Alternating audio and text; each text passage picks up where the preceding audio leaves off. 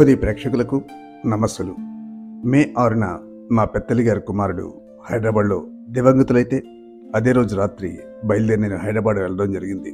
7వ తారీఖు ఉదయం హైదరాబాద్ ఫిలింనగర్లో ఉన్న ఫోయినెక్స్ ఫౌండేషన్ వారు నిర్వహిస్తున్న వైకుంఠ మహాప్రస్థానంలో అతని అంత్యక్రియలు నిర్వహించడం జరిగింది. వైకుంఠం అనేది ఉందో లేదో మనకు తెలియదు, అది ఉంటే ఎలా ఉంటుందో తెలియదు.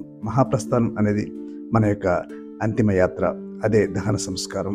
ఈ దేహాన్ని ఇక్కడ ఖననం చేసిన తర్వాత ఆ ఆత్మ వైకుంఠంలోకి వెళ్ళాలి అని చెప్పి వైకుంఠ మహాప్రస్థానం అని చెప్పి దానికి పేరు పెట్టడం జరిగి ఉండొచ్చు. దేహాన్ని విడిచిన ఆత్మ అక్కడికి వెళ్ళిన తర్వాత ఆ వైకుంఠం ఎలా ఉంటుందో తిరిగి చెప్పడానికి అవకాశం లేదు. కానీ ఆ దేహం యొక్క అంత్యక్రియల్లో పాల్గొన్న వారందరికీ కూడా వైకుంఠం అంటే ఇట్లాగే ఉంటుందేమో అని చెప్పి ఆ మహాప్రస్థాన ప్రదేశం చూస్తే నాకు అనిపించింది. దాని యొక్క నిర్వహణ, పనితీరు, ప్రతి చోట భగవద్గీతలో శ్లోకాలు, దాని యొక్క అర్థాలు, ఆ పరిసరాల పరిశుభ్రత, ఆ పచ్చదనం, ఆ పక్కనే నెమళ్ళ యొక్క అరుపులు, ఇవన్నీ చూస్తుంటే వైకుంఠం బహుశా ఎంత అందంగా ఉండదేమో అని చెప్పి నాకు అనిపించింది.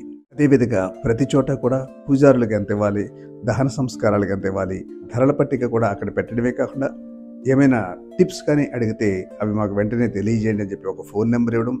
అలాగే ఆ ధరల పట్టి చూసిన తర్వాత అనిపించింది, పల్లెటూరులో కూడా అంత తక్కువ వ్యయంతో మనం దహన సంస్కారాలు చేయలేమేమో అని చెప్పి. సో అంత చక్కగా నిర్వహిస్తున్న ఫోయినెక్స్ ఫౌండేషన్ వారికి హృదయపూర్వక అభినందనలు తెలియజేస్తూ ఇప్పుడు ఆ వైకుంఠ మహాప్రస్థానం యొక్క అంతాలను మనం తిలకిద్దాం.